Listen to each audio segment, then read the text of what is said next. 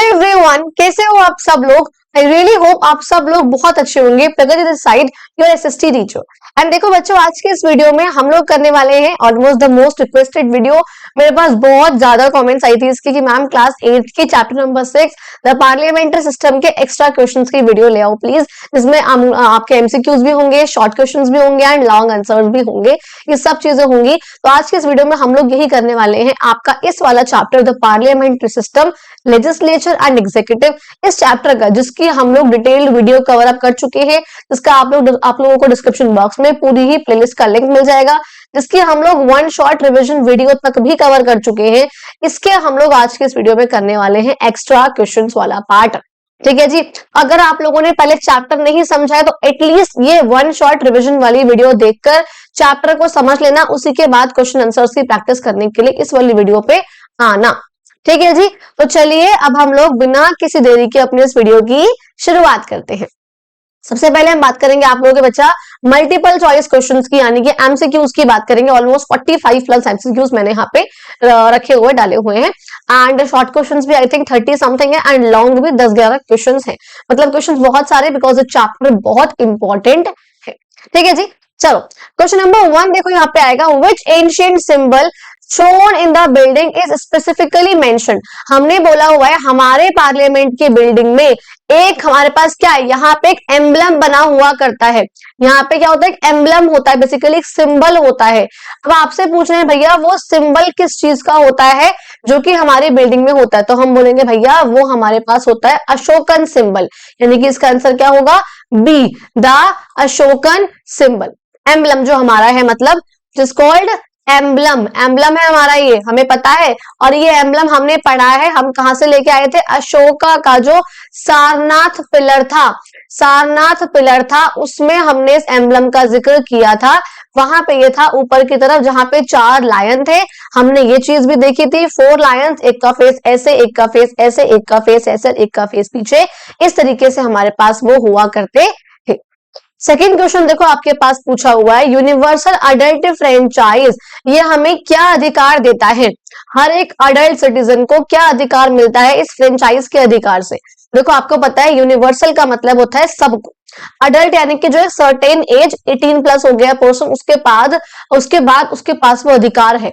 अधिकार कौन सा, फ्रेंचाइज का मतलब होता है बच्चा राइट टू वोट। क्या मतलब होता है उसका, वोट करने का अधिकार, मतदान करने का अधिकार, ये उसके पास होता है। क्वेश्चन नंबर 3 पे आएंगे, who elects the members of Lok Sabha, Lok Sabha के मेंबर्स को कौन इलेक्ट करता है। अब लोकसभा आप वैसे अभी पढ़ लेंगे, हम लोगों ने पहले पढ़ा हुआ है। लोकसभा आपका पार्लियामेंट का एक लोअर हाउस है, जिसके अंदर हमारे कौन बैठते हैं, एमपीज बैठते हैं, यानी कि मेंबर ऑफ पार्लियामेंट बैठते हैं। तो आपसे पूछा गया है कि इन लोकसभा के एमपीज को कौन इलेक्ट करता है, तो कौन करता है, the people of India, because हम लोग ही इनका इलेक्शन कराते हैं। हम लोग क्या करते हैं, इनका इलेक्शन करते हैं। पढ़ा हुआ है हमने ही, और वही हमने कहा था उसी इलेक्शन का अधिकार बिकॉज हम सब लोगों के पास है 18 प्लस होने के बाद। फोर्थ क्वेश्चन यहाँ पे आएगा, द ओल्ड पार्लियामेंट की जो बिल्डिंग है जिसे हम बोलते हैं संविधान सदन, ये आपको दिख रही है यहाँ पे ओल्ड पार्लियामेंट की बिल्डिंग है जिसे हम लोग बोलते हैं संविधान सदन, ये कब बनी थी भैया, ये हमारी बनी है बच्चा 1920s में। कब बनी है ये बनी है 1920s में। लेकिन अगर हमसे पूछा जाए कि जो नई पार्लियामेंट की बिल्डिंग है जिसे हम लोग बोलते हैं संसद भवन, ये कब बनी है, देखो ये रेडी होना शुरू हुआ 2020 के आसपास, लेकिन बनकर रेडी हो गई थी 2023 में। क्लियर हुई आपको ये वाली बात, ओल्ड पार्लियामेंट की बिल्डिंग, क्योंकि ओल्ड पार्लियामेंट में हम लोगों ने अपना कॉन्स्टिट्यूशन बनाया था। कॉन्स्टिट्यूशन जिसका मतलब क्या था, जिसके अंदर कुछ रूल्स लिखे हुए हैं जो कि हमारी कंट्री में रहने वाले हर एक पर्सन को फॉलो करने होंगे, तो वो जिसमें है, और क्योंकि उसमें हमने बनाया कॉन्स्टिट्यूशन बनाया अपना, उसी कॉन्स्टिट्यूशन को हम हिंदी में क्या बोलते हैं, संविधान बोलते हैं। तो जिस पार्लियामेंट की पुरानी बिल्डिंग में हमने अपना संविधान भी बनाया था, उस बिल्डिंग को हम संविधान सदन भी बोलते हैं। और नई वाली बिल्डिंग, इसमें संविधान का कोई रोल नहीं है, बस यहाँ पे पार्लियामेंट है, इसलिए हम बोलते हैं संसद भवन। क्वेश्चन नंबर 6 यहाँ पे कहते हैं, the parliament is the dash of the government, कहते हैं पार्लियामेंट जो है क्या है गवर्नमेंट का, हमने बोला था सुप्रीम लेजिस्लेटिव बॉडी है। पता है आपको ये दिख रहा होगा कि इसमें जो क्वेश्चंस यहाँ पे आ रहे हैं एमसीक्यूज वगैरह, आगे शॉर्ट क्वेश्चंस और लॉन्ग क्वेश्चंस पे जो भी आएंगे वो जो भी पहले मैंने इस पेज से, एक पेज से जो भी क्वेश्चन बन सकते हैं, एमसीक्यू हो सकता है या फिर आपके शॉर्ट हो सकते हैं, पहले मैंने वो बनाया, फिर मैं सेकंड पेज पे आई, फिर मैं थर्ड पेज पे, मैंने इस तरीके से बनाया है ताकि कोई भी पेज का कोई मिस आउट वाला कोई भी कॉन्सेप्ट जो टॉपिक वो रह ना जाए क्वेश्चन के लिए। तो शायद आप लोगों को क्वेश्चन ज्यादा लगे, लेकिन इससे बाहर तो भैया कुछ आ ही नहीं सकता है, मतलब वो वाली बात है। ठीक है जी, क्योंकि बहुत सारे क्वेश्चंस की आपको यहाँ से प्रैक्टिस हो जाएगी। अब सोचो 50 एमसीक्यू, 30 शॉर्ट क्वेश्चंस, आपको सब कुछ यहाँ से प्रैक्टिस हो जाएगा। ठीक है जी। तो यहाँ पर कहा गया पार्लियामेंट जो है क्या है, वो सुप्रीम यानी कि सबसे ऊपर टॉप वाली लेजिस्लेटिव बॉडी है। लेजिस्लेटिव का मतलब क्या होता है, जहां पे लॉ मेकिंग होती है, जहां पे लॉज बनाए जाते हैं। ठीक है जी। अच्छा, क्वेश्चन नंबर 7 पे आएंगे, पूछते हैं when did the first Lok Sabha constituted, पहली लोकसभा का जो मीटिंग थी वो कब बैठी थी। फर्स्ट लोकसभा की मीटिंग वो हुई है 1952 में। कब हुई है बच्चा, 1952 ये रहा 1952, जो फर्स्ट हमारी लोकसभा बैठी थी वो हुई थी 1952 में। अभी जो बैठी है बिल्कुल हमारी लोकसभा, वो हमारी है 18th लोकसभा। अब ये जो 18th लोकसभा है वो कब स्टैब्लिश हुई है, वो कब बनी है, अभी लास्ट वाली ये बनी है हमारे पास जून 2024 में। कब बनी है ये, जून 2024 में। आपको ये बात समझ में आ गई जी। कहते हैं Lok Sabha is also known as the, question number 9 में बोला गया कि लोकसभा को हम और क्या कहते हैं, अपर हाउस कहते हैं, नहीं, काउंसिल ऑफ मिनिस्टर्स नहीं, हाउस ऑफ द पीपल यानी कि लोअर हाउस हम इसे कहते हैं। ठीक है जी। अगर इसको हम हाउस ऑफ द पीपल यानी कि लोअर हाउस कहते हैं, तो राज्यसभा को हम क्या बोलते हैं, इसको हम बोलते हैं काउंसिल ऑफ स्टेट्स यानी कि अपर हाउस बोलते हैं हम राज्यसभा को। क्यों, क्योंकि लोकसभा में जो लोग बैठ रहे हैं, जो एमपीज बैठते हैं, बेसिकली एमपी क्या हुए, मेंबर ऑफ पार्लियामेंट, क्योंकि हमने पढ़ा है पार्लियामेंट में आपके कौन कौन लोग होते हैं, लोकसभा होती है, राज्यसभा होते हैं और प्रेसिडेंट होते हैं। तो लोकसभा के अंदर जो कि लोअर हाउस है, उसके अंदर वो लोग बैठते हैं जिनको खुद, अच्छा इन दोनों को ही हम क्या बोलते हैं, एमपीज बोलते हैं, मेंबर ऑफ पार्लियामेंट। तो लोकसभा के जो एमपी होते हैं उनको हम लोग खुद इलेक्ट करते हैं, इलेक्टेड बाय द पीपल। और जो राज्यसभा के जो एमपीज होते हैं उनको आगे आएगा वैसे अभी कि उनको एमएलए इलेक्ट करते हैं, ये चीज अभी आगे आएगी। और क्योंकि जो एमएलए होते हैं वो स्टेट्स के होते हैं, तो यहाँ पे यानी कि हर एक स्टेट को राज्यसभा में रिप्रेजेंटेशन मिलता है, इसलिए हम इसे बोलते हैं काउंसिल ऑफ स्टेट्स। और क्योंकि अपर हाउस है इसलिए अपर हाउस, हालांकि पावर जो है वो लोकसभा के पास थोड़ी ज्यादा होती है, हमने ये चीज पढ़ी हुई है, specially in case of money bill. आगे अभी आएगा, टेंशन की बात नहीं है। अच्छा, क्वेश्चन नंबर 11 में यहाँ पे आएगा पार्लियामेंट विद 2 हाउसेस, ऐसा पार्लियामेंट जिसके 2 हाउस हमने पढ़ा हुआ, अगर सिर्फ एक हाउस है तो वो होगा यूनिकैमरल। ठीक है जी। लेकिन अगर डुअल हाउस है, 2 हाउस है, तो वो होगा बाय यानी कि 2 by cameral system. Question number 12, the maximum number of Lok Sabha members allowed by the constitution, Lok Sabha की जो स्ट्रेंथ है, मैक्सिमम स्ट्रेंथ कितनी हो सकती है, लोकसभा के अंदर मैक्सिमम मेंबर्स एमपी जो है वो कितने बैठ सकते हैं। हमने कहा है मैक्सिमम बैठ सकते हैं 550, कहां गया, ये रहा 550। लेकिन जो अभी करंट बैठे हुए हैं वो हमारे पास कितने हैं, 543 मेंबर्स। अभी हमारे पास करंटली 7 मेंबर बेसिकली कम है, अभी इतने हैं।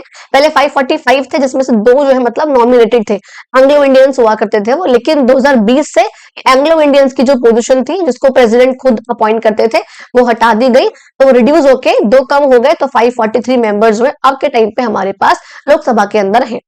अभी हमने बोला था कि लोकसभा के मेंबर्स का इलेक्शन खुद लोग करते हैं, elected by the people of India. लेकिन यहाँ पे क्वेश्चन नंबर 13 पूछ रहे हैं members of Rajya Sabha elected by, कि राज्यसभा के मेंबर्स को कौन इलेक्ट करता है। तो मैंने अभी बताया था इन्हें कौन इलेक्ट करते हैं, एमएलएज इलेक्ट करते हैं। यहाँ पे देखो कहाँ लिखा है, directly by the people, by the president, indirectly by the electoral college. और वो इलेक्टोरल कॉलेज कौन है, इनका एमएलए, यानी कि ये एमएलए के द्वारा इनडायरेक्टली इलेक्शन होता है। अब यहाँ पे इनडायरेक्टली क्यों है, आई होप आपको पता होगा। जिस तरीके से हम लोगों ने, देखो हम लोग पीपल ऑफ इंडिया है, यहाँ भी पीपल ऑफ इंडिया है, यहाँ भी पीपल ऑफ इंडिया, ये लोगों ने डायरेक्टली जो है लोकसभा के एमपीज का वोट करा, तो ये हुआ डायरेक्ट इलेक्शन। लेकिन यहाँ पे जो लोग थे पीपल ऑफ इंडिया है, उन्होंने पहले स्टेट लेवल पर एमएलए का इलेक्शन करा है। अच्छा, ये आपको पता है ना, ये सीधे यूनियन लेवल पर हुआ है, सेंटर लेवल पर हुआ है, बिकॉज सेंटर का ही आपका पार्लियामेंट होता है और इस पार्लियामेंट में आपके लोकसभा राज्यसभा के एमपीज बैठे होते हैं। लेकिन जो आपका स्टेट लेवल पर होता है, स्टेट लेवल पे आपको पता है हर एक स्टेट की एक स्टेट लेजिस्लेटिव असेंबली होती है, और इस असेंबली में आपके बैठते हैं एमएलए यानी कि मेंबर ऑफ लेजिस्लेटिव असेंबली। तो हमने स्टेट के लेवल पे एमएलए का इलेक्शन किया था डायरेक्टली, लेकिन बाद में इन एमएलए ने मिलकर राज्यसभा में बैठने वाले एमपीज का इलेक्शन किया, तो ये हुआ हमारे पास इनडायरेक्ट इलेक्शन, बिकॉज डायरेक्टली हम लोगों ने नहीं करा, हमने पहले किसी को चुना, उन लोगों ने बाद में उनको चुना, इसलिए हुआ हमारे पास ये इनडायरेक्ट इलेक्शन। आई होप आपको ये वाली चीज जो है वो समझ में आ गई होगी। अच्छा, तो यहाँ पे वही बोला गया कि इनडायरेक्टली इलेक्टेड होते हैं। आपसे नेक्स्ट क्वेश्चन पूछ रहे हैं, who is the presiding officer of Lok Sabha. बहुत इंपॉर्टेंट है, लोकसभा का प्रिजाइडिंग ऑफिसर कौन होते हैं? वो होते हैं बच्चा आपके स्पीकर ऑफ लोकसभा।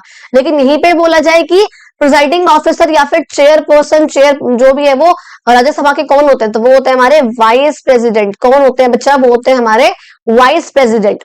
ठीक है जी। Question number 16, India system of parliamentary democracy. जो इंडिया का ये सिस्टम है ना, पार्लियामेंट्री सिस्टम, मैंने कई बार बताया है कि इंडिया का हमारे पास पार्लियामेंट्री सिस्टम है। इस चैप्टर का नाम भी है पार्लियामेंट्री सिस्टम, क्योंकि हम लोग प्रेसिडेंशियल सिस्टम फॉलो नहीं करते हैं, जो कि यूएसए में फॉलो होता है, जिसमें जो प्रेसिडेंट है उसके पास ज्यादा पावर्स होती है, जबकि हम लोग फॉलो करते हैं पार्लियामेंट्री सिस्टम, जिसमें प्राइम मिनिस्टर के पास पावर ज्यादा होती है। तो कहते हैं ये हम कहां से इंस्पायर हुए हैं, कौन सी कंट्री से हम इंस्पायर हुए? तो बच्चा हम हुए हैं वो ब्रिटेन यानी कि यूके से इंस्पायर। अच्छा, क्वेश्चन नंबर ओके, यहाँ पे डायरेक्टली स्विच होके 17 आ गया, 18 आ गया। शायद से एक क्वेश्चन बीच में था, मैंने हटा दिया था बिकॉज डुअल था, शायद से मुझे अच्छा ही लग रहा था। ओके ठीक है, तो यहाँ पे क्वेश्चन नंबर 18 आएगा, the maximum number of Rajya Sabha के members allowed by the constitution. तो अब राज्यसभा के कितने मेंबर्स अलाउड होते हैं? अगर लोकसभा के 550 हैं तो राज्यसभा के कितने हैं? I have told you it's 250। कितने हैं? 250। अभी जो है वो कितने हैं? 245 है, लेकिन अलाउड कितने हैं? 250 मैक्सिमम हो सकते हैं। Question number 19, which animal seats at the top of the Sengol. अब सेंगोल क्या है? आई होप आप लोगों को याद होगा, and even if in case याद नहीं है तो let me help you to remember this कि हाँ सेंगोल क्या था। ये आपको याद है, क्योंकि सेप्टर था जो इस तरह शाही काइंड ऑफ एक रॉयल सिंबल होता है बेसिकली, जो कि उस टाइम पर इसको हैंड ओवर कर दिया गया था पंडित जवाहरलाल नेहरू को, उनको दे दिया गया था, जो कि हमारे इंडिया के फर्स्ट प्राइम मिनिस्टर बने थे, उनको ये दे दिया गया था। It was called Sengol. इस स्ट्रक्चर को, इस शाही सिंबल को हम बोलते हैं क्या? सेंगोल। तो कहते हैं इनमें ऊपर, सबसे ऊपर टॉप पे कौन से यहाँ पर जो है वो है, आपको दिख भी रहे शायद, ये बुल है। कौन है? नंदी महाराज है महादेव के, ठीक है, क्योंकि चोलास जो है वो काफी मानते थे उनको। तो यहाँ पर कौन है? बुल यानी कि नंदी। क्वेश्चन नंबर 20 यहाँ पर आएंगे, council of ministers is headed by. हमेशा बोलती हूँ मैं प्राइम मिनिस्टर। कौन है वो? Prime minister. Council of ministers headed by prime minister. ठीक है जी, सी होगा इसका आंसर। अच्छा, फिर यहाँ पे नेक्स्ट आएगा question number 21, which of the following is the constitutional function of parliament. हालांकि आगे भी आएगा ये, लेकिन पूछा गया कि पार्लियामेंट का कॉन्स्टिट्यूशन का फंक्शन कौन सा है? तो उसमें आएगा आपका electing the president and vice president. कौन सा आएगा इसमें? आपका electing the president and vice president. बनाते बनाते ना मुझे पता है कौन सा ऑप्शन लिखा था। चलो, question number 22, parliament upholds the principle of separation of powers between या among.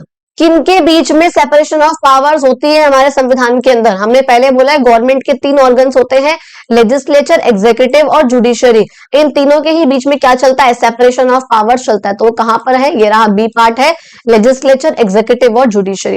And I really hope आप लोगों को इनका काम पता होगा, आपको पता होगा कि ये कौन है, बिकॉज मैंने हमेशा बोला है चैप्टर नंबर 5 की वीडियो बिना देखे चैप्टर नंबर 6 की वीडियोस पे मत आना, चैप्टर पे मत आना, कुछ भी पल्ले नहीं पड़ेगा। फिर मुझे मत बोलना कि मैम समझ में नहीं आया। और मेरी ये एडवाइस बहुत सच है, बिकॉज बहुत से बच्चों का कमेंट्स आया कि यस मैम चैप्टर नंबर 5 देखने के बाद ही चैप्टर नंबर 6 देखा है, तभी समझ में आ पाया है, बिकॉज बेस वही है आप लोगों का।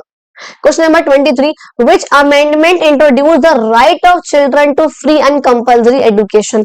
आरटीआई जो आपका एक्ट था, RTE sorry, right to education का एक्ट, उसमें कहा गया कौन सा अमेंडमेंट था जो इस वाले इसको लेकर आया था, इंट्रोड्यूस करा था उसने इस अधिकार को बेसिकली। वो था हमारे पास 86th amendment, 86th amendment of basically year was 2002। कौन सा ईयर था वो? 2002। तो ये अमेंडमेंट का मतलब क्या होता है? संविधान में चेंज होना। 86th बार 2002 में यानी कि वो चेंज हुआ था जब संविधान में बच्चों के पढ़ने का अधिकार आया था, फ्री एंड कंपल्सरी एजुकेशन का। एंड आपसे नेक्स्ट क्वेश्चन मैंने डाला हुआ था कि अब इसमें आर्टिकल इंट्रोड्यूस हुआ था, पता है 21A। इस वाले अमेंडमेंट के थ्रू आर्टिकल इंट्रोड्यूस हुआ था आपका 21A। अगर ये भी आपसे एमसीक्यू के थ्रू पूछा गया तो याद रखना। कहते हैं इस आर्टिकल के थ्रू कौन से एज ग्रुप के बीच में ये चीज हुई थी? That was 6 to 14 years. कौन सा एज ग्रुप था? 6 and 14 ईयर्स के बीच के जो बच्चे हैं उनको सरकार खुद ही पढ़ाने लिखाने का अधिकार देगी, बेसिकली सरकार प्रोवाइड करेगी। इस right to free and compulsory education को यहाँ पे छोटे रूप में कहा गया था राइट टू एजुकेशन यानी कि आरटीई एक्ट। और मैंने बोला कौन से साल में ये आया था, कौन साल में, 2009 में ये एक्ट हमारे पास आया था। क्लियर हो गया जी। अच्छा अब देखो नेक्स्ट आएगा, money bill can be introduce only in, हमने बोला कि मनी बिल के केस में लोकसभा के पास ज्यादा पावर्स होती है, तो कौन सा होगा, Lok Sabha. Who is the nominal head of the executive? Now please remember, कहीं पे लिखा हो who is the constitutional head, कहीं पे लिखा हो who is the formal head, कहीं पे लिखा हो who is the nominal head, तो वो हमारे कौन है एग्जीक्यूटिव के, हमारे प्रेसिडेंट जी। कौन है वो, प्रेसिडेंट जी होते हैं या होती है, क्योंकि वो सिर्फ ठप्पा मारने वाले ऑफिशियल हेड है जिनका काम बहुत थोड़ा सा है। क्या काम है वो भी आगे क्वेश्चंस में मैंने दिखा रखा है। Question number 28, who is responsible for running the government, लेकिन आखिर सरकार चला कौन रहे हैं, सरकार कौन चला रहे हैं, रियल पावर किसके पास है, वो हमारे हैं प्राइम मिनिस्टर जी। किनके पास है, prime minister and the council of ministers. यहाँ पे लोकसभा नहीं होगा बिकॉज उस लोकसभा में बाकी एमपीज भी आ गए नॉर्मल से, तो वो नहीं होंगे, सॉरी। लेकिन प्राइम मिनिस्टर मेन यहाँ पे करते हैं, काउंसिल ऑफ मिनिस्टर्स मेन यहाँ पे कर रहे हैं, बिकॉज एग्जीक्यूटिव जो है वो रियल पावर्स उन्हीं के पास है। Question number 29, part 5th of the constitution deals with which of the following, part 5th में संविधान के क्या है, तो हमने देखा था वो बॉक्स में लिखा हुआ था, मैंने वो मेंशन करा था, द एग्जीक्यूटिव। अब एग्जीक्यूटिव का पार्ट कौन है, लेजिस्लेचर का पार्ट कौन है और जुडिशरी का पार्ट कौन है। मैं मान के चल रही हूँ कि आप लोगों को पता है, फिर भी नहीं पता है तो अभी जब शॉर्ट क्वेश्चन करेंगे वहां समझा दूंगे, टेंशन ना लेना। अच्छा क्वेश्चन नंबर 30 पे आएंगे, who is the de facto executive, real powers किसके पास है, de facto, real actual executive authority, actual powers किसके पास है, प्राइम मिनिस्टर के पास। चीख चीख के बोल चुकी हूं मैं अब तक। 31, what is the main role of legislature, का मेन काम क्या होता है, लेजिस्लेचर का मेन काम है लॉज को बनाना, मेकिंग लॉज, यानी कि making laws and enforcing the executive. यहाँ पे देखो एनफोर्सिंग लॉज यानी कि उन लॉज को लागू करना, लागू करना लेजिस्लेचर का काम नहीं है, वो काम है एग्जीक्यूटिव का। लेकिन लॉज को बनाना और एग्जीक्यूटिव के ऊपर नजर रखना, ध्यान रखना, ये काम किसका है, लेजिस्लेचर का काम है। Question number 32, the judiciary act as the custodian of, कि जुडिशरी किसकी रक्षा करता है, किसकी कस्टडी रखता है, तो रखता है कॉन्स्टिट्यूशन की। किसकी कस्टडी, कॉन्स्टिट्यूशन की। 33, the judiciary is responsible for, अब जुडिशरी का काम क्या है, लॉज बनाना नहीं, लॉज को इन्फोर्स करना नहीं, इलेक्शंस कराना नहीं, इंटरप्रेट करना और लॉज को अप्लाई करना, मतलब देखना कि हाँ जो लॉज बना है वो सही बना है या नहीं बना है, वो देखने का काम किसका है, जुडिशरी का होता है। 34, what is the name of the legislative body at the state level, जिस तरीके से जो सेंटर लेवल पे यानी कि यूनियन लेवल पे जो लेजिस्लेटिव बॉडी है यानी कि लॉ मेकिंग बॉडी है उसे हम बोलते हैं पार्लियामेंट। सेम इस तरीके से स्टेट लेवल की इस लॉ मेकिंग बॉडी को हम बोलते हैं स्टेट लेजिस्लेटिव असेंबली। क्या बोलते हैं, स्टेट लेजिस्लेटिव असेंबली। अच्छा नॉट काउंसिल नहीं है, असेंबली है, प्लीज रिमेंबर। 35 पे आते हैं, who makes laws at the state level. Now इस स्टेट लेवल पे लॉज कौन बनाता है, हमारे कौन बनाते हैं, जिस तरीके से यूनियन लेवल पे लॉज बनाते हैं हमारे एमपी यानी कि मेंबर ऑफ पार्लियामेंट, पार्लियामेंट में बैठने वाले, चाहे लोकसभा के हो चाहे राज्यसभा के हो, इस तरीके से स्टेट लेवल पे लॉज बनाते हैं हमारे मेंबर्स ऑफ लेजिस्लेटिव असेंबली यानी कि MLAs. 36, on which list can the state government make laws, कहते हैं कौन से लिस्ट पे स्टेट गवर्नमेंट लॉ बना सकती है। तो स्टेट गवर्नमेंट की लिस्ट हमने पढ़ा था, संविधान में 3 प्रकार की लिस्ट होती है 7th शेड्यूल में। एक होती है यूनियन लिस्ट जिसपे सिर्फ और सिर्फ सेंट्रल गवर्नमेंट यानी कि यूनियन गवर्नमेंट लॉज बना सकती है। एक होती है स्टेट लिस्ट जिसपे सिर्फ और सिर्फ स्टेट गवर्नमेंट लॉज बना सकती है। एक होती है बच्चा आपकी कॉन्करेंट लिस्ट जिसपे स्टेट गवर्नमेंट और सेंट्रल गवर्नमेंट दोनों ही लॉज बना सकती है। एक तरीके से अगर पूछा जाए कि कौन कौन सी लिस्ट होती है जिनपे सेंट्रल गवर्नमेंट लॉ बना सकती है, तो सेंटर वाली और कॉन्करेंट वाली। और अगर पूछा जाए कि कौन कौन सी लिस्ट है जिनपे स्टेट गवर्नमेंट लॉ बना सकती है, तो स्टेट लिस्ट वाली और कॉन्करेंट वाली। तो यहाँ पूछ रहे हैं कौन से लिस्ट पे स्टेट गवर्नमेंट लॉज बना सकती है, क्या सिर्फ कॉन्करेंट पे नहीं, क्या सिर्फ यूनियन पे नहीं, बल्कि स्टेट और कॉन्करेंट दोनों पे ही स्टेट गवर्नमेंट लॉ बना सकती है। कहते हैं विच list contain subject on which union and state government legislate, यानी कौन सी लिस्ट है जिसपे यूनियन गवर्नमेंट भी स्टेट गवर्नमेंट भी दोनों ही लॉ बना सकती है, जैसे मैंने अभी बताया that was concurrent list.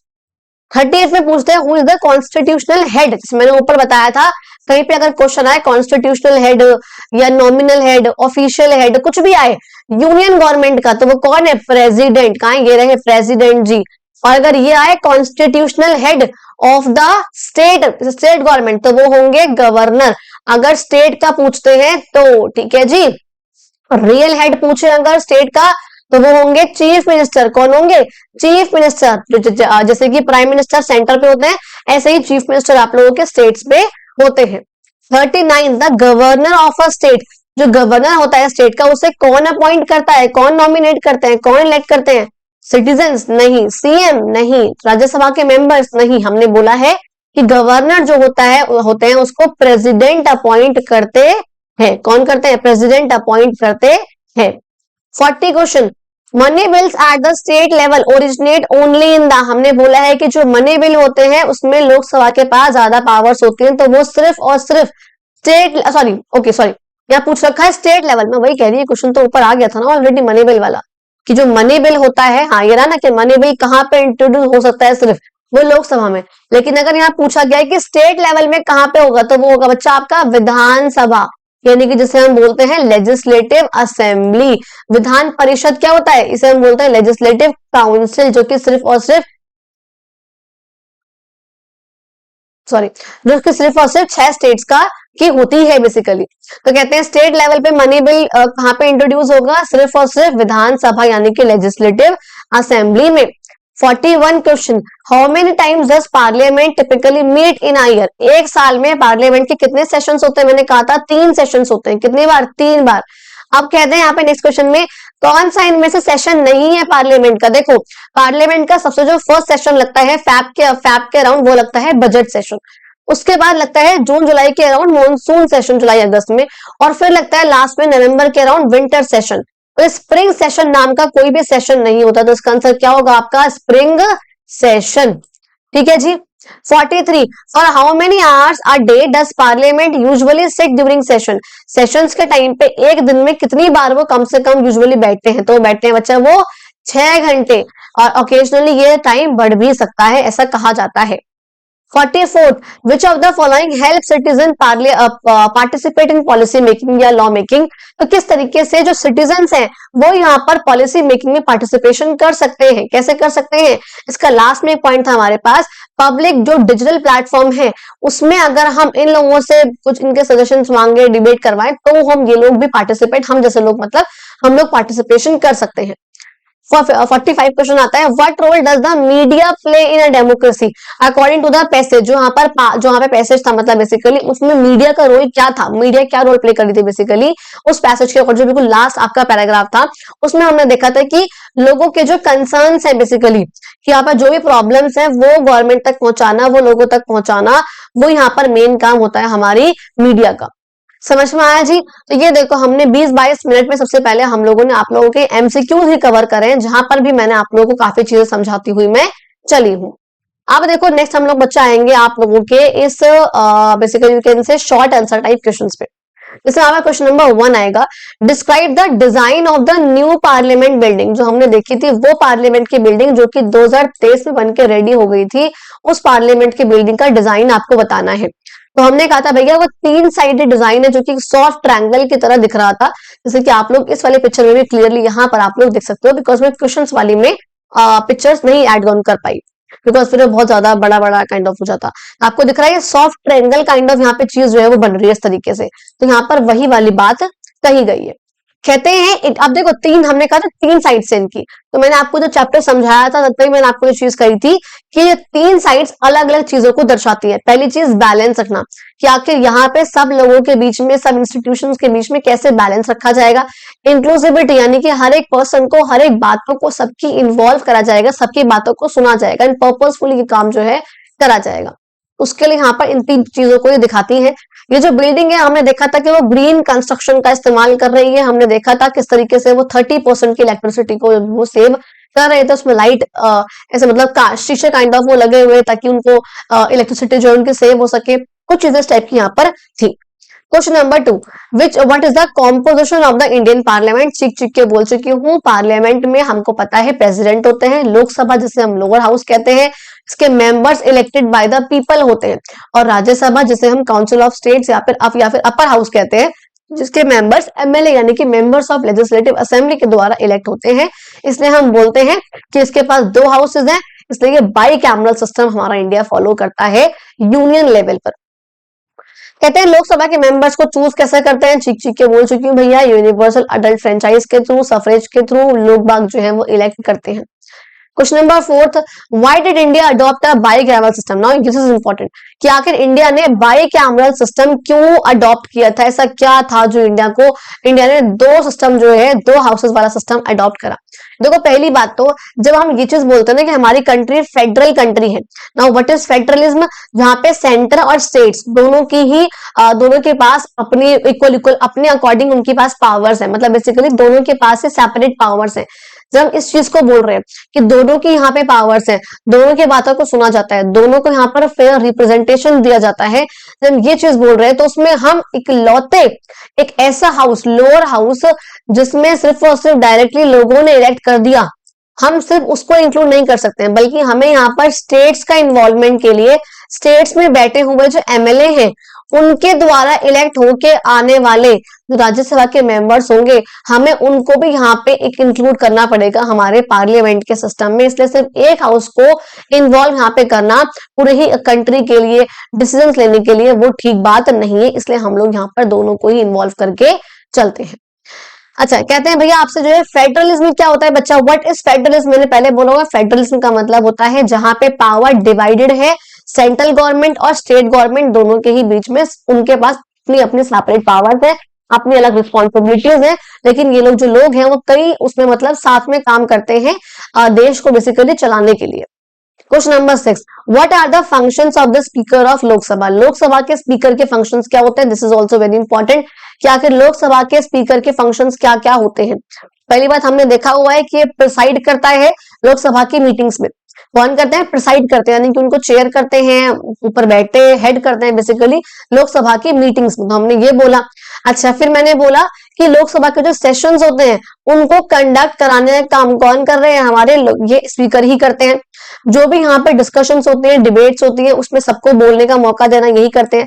House में डिसिप्लिन को मेंटेन करना, लोकसभा वाले हाउस में मतलब डिसिप्लिन को मेंटेन करने का काम स्पीकर ही करते हैं।